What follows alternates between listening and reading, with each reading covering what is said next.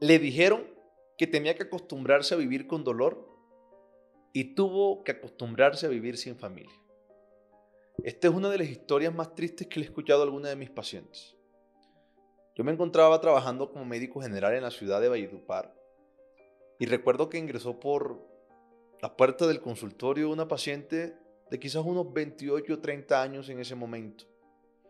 Joven, pero se veía muy triste.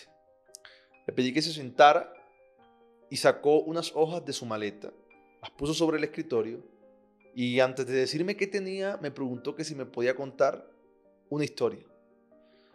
Recuerdo que a mí me resultó bastante raro porque no entendía la situación.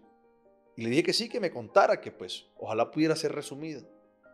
Pero me dijo que tenía que contarme porque no quería que su historia se repitiera ni en ella ni en ninguna otra persona. Al terminar esa frase recuerdo que una lágrima corrió por su mejilla y me angustié, sentí como un poquito de escozor porque no es común que una persona llore a consecuencia de un problema frente a un médico que lo ve por primera vez. Seguro le generé empatía.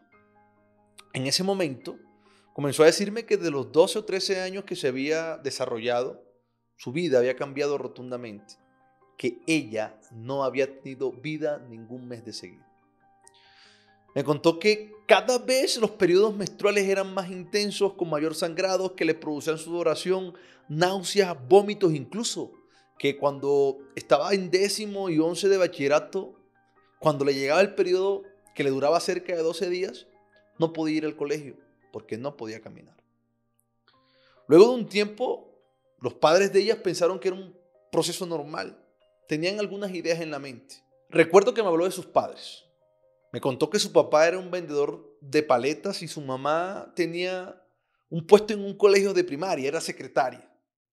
Y que en definitiva cada vez que le daban esos dolores, les daban planticas o le daban quizás una pastilla.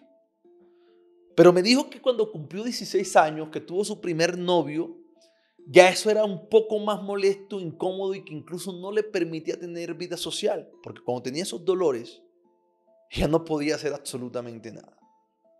Me dijo que en ese momento, el médico que la vio le había sospechado una enfermedad llamada dismenorrea, pero que tenían que buscar la causa, posiblemente una endometriosis.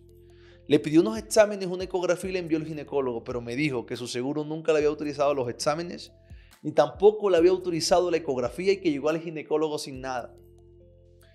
Me dice que la justificación fue que los médicos generales no podían mandar nada. En ese momento yo lo era. Me sentí con minusvalía, me sentí frustrado realmente.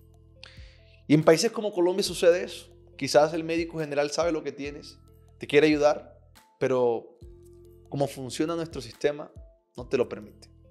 Fue donde el ginecólogo le mandó unos exámenes, pensó en el mismo diagnóstico, pero no pudo regresar al ginecólogo porque el seguro no le autorizó los exámenes.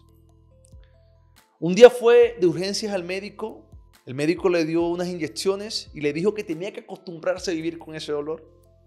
Eso le sucedió cuando ella tenía quizás unos 19 años y que por ende, desde ese momento, ella nunca más había ido a urgencia porque creía que era una tontería ir a la urgencia por ese dolor. En ese momento ella sintió frustración también porque creyeron que su dolor era insignificante.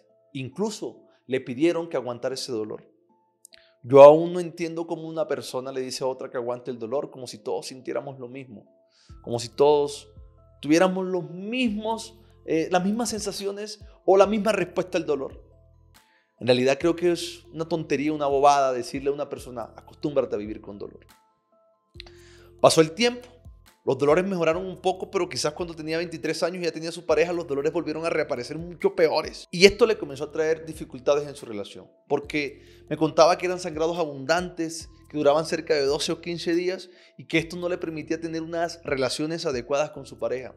Y claramente en una relación hay amor, pero también hay deseo, pasión, caricias y otras cositas más que ustedes conocen y que ella no podía complacerlo, no porque no quisiera, no porque no lo amara o no porque no sintiera ganas, sino porque le daba temor que ese dolor reapareciera durante las relaciones. Me dice que después de eso la relación se quebrantó, que la pareja la dejó, formó una familia en donde tuvo un par de hijos. Eso quizás fue entre los 25 o 26 años de ella, no tengo con claridad las fechas exactas. Sin embargo, me dijo que le habían pedido que se acostumbrara a vivir con un dolor que ella detestaba, que ella no quería más nunca experimentar. Y me contó esa historia porque no quería que se repitiera en más nadie, que ya había sido vista por un ginecólogo y que en ese momento las dificultades económicas de sus padres no le habían permitido hacerse los estudios, pero que ella era una profesional, que se había hecho una ecografía y unos exámenes y le habían diagnosticado unos focos endometriósicos, que se pagó una cirugía con su propio dinero y le habían hecho mejorar esos síntomas porque le hicieron una laparoscopia en donde pudieron ayudar esa parte de la endometriosis y le estaban dando tratamiento hormonal. Pedirle a un paciente que se acostumbra a vivir con dolor es uno de los actos, voy a decirlo muy honestamente, más estúpido que puedes tener un médico, porque en definitiva nadie sabe el dolor que siente otra persona. Me dijo que acababa de conocer a un chico con el que se la estaba llevando bien y que quizás de pronto las cosas podrían ser igual que antes. Yo recuerdo que le dije, no igual, seguramente serán mejor porque si Dioto te dejó el boquefá ese. Y bueno, decirle a los pacientes que no se tienen que acostumbrar a vivir con dolor. Si un médico no les puede resolver, busquen ayuda de otro, que seguramente habrá alguien dispuesto a darle la mano para salir de ese valle en que los tiene su enfermedad. Y tú, médico, no olvides que el dolor lo está experimentando un ser humano, no una piedra o una roca o una planta. Es un ser humano sintiente y doliente. No lo olvides.